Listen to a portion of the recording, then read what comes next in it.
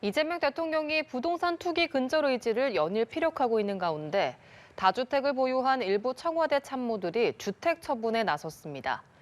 청와대 관계자에 따르면 강유정 대변인은 부모님이 거주하는 본인 명의의 경기도 용인시 기흥구 아파트를, 김상호 춘추관장은 서울 강남 대치동 다세대 주택 6채를 매물로 내놨습니다. 다만 이들은 다주택자 논란이 있기 전인 지난해 매물을 내놓은 걸로 전해졌습니다.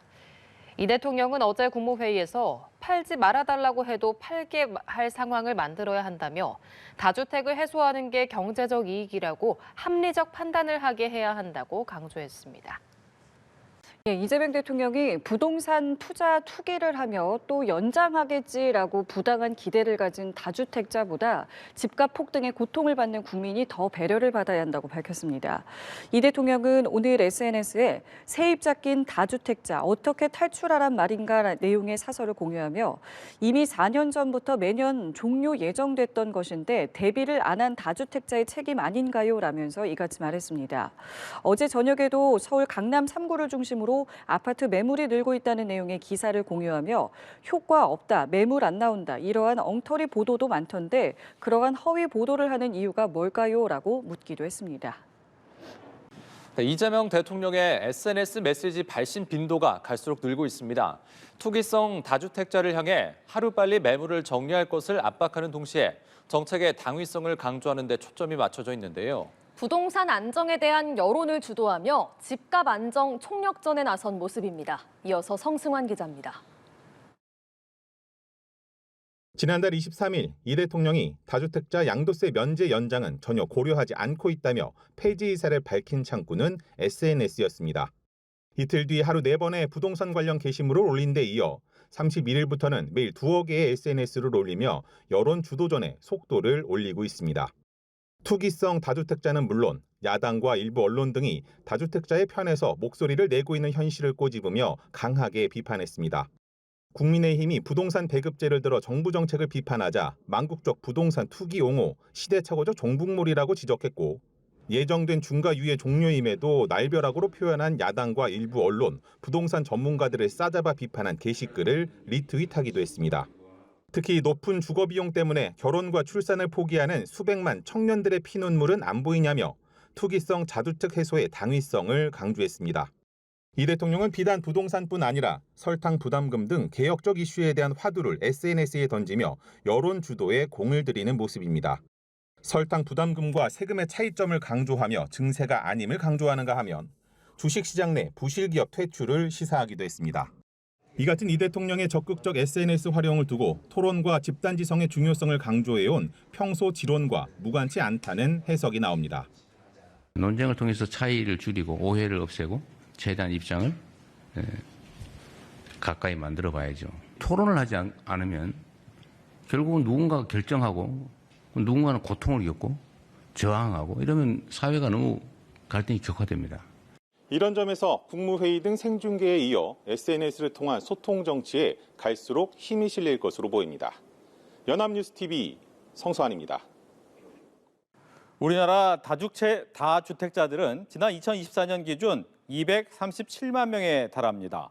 정부가 오는 5월 9일 양도소득세 중과 유예 종료 방침을 거듭 강조하면서 서울 강남 3구와 한강벨트를 중심으로 다주택자의 급매물이 늘고 있습니다. 정다미 기자입니다. 서울 강남구의 신축 아파트입니다. 지난해 말 전용 84제곱미터가 42억 원 넘는 가격에 팔렸지만 현재는 38억 원대 매물까지 나왔습니다. 다주택자들이 세금 부담을 우려해 4억 원이나 호가를 내린 겁니다. 그분은 5월 9일 전까지는 매도를 해야 되니 생각에는 최저가로 내놓기는 한 거죠. 근데 물건이 잘해야 몇 개 없어요. 저희도 뭐 한 3-4개 다주택자분인 거예요. 이것 때문에 머리 아프다, 이제 굳이 내가 이렇게 힘들게까지 들고 갈 일이 있냐. 그러면 이분들은 이거보다 더 좋은 데 하나가 더 있는 거예요. 송파구에서도 비슷한 분위기가 감지됩니다. 이번 주에는 조금 나았어요. 30억 아래로 낮췄어요. 양도세 중과 매물도 있긴 있는데요. 그거보다 이제 갈아타기 강남에 나온 물건을 잡으려고 이걸 가격을 낮춰서 내놓은 거죠.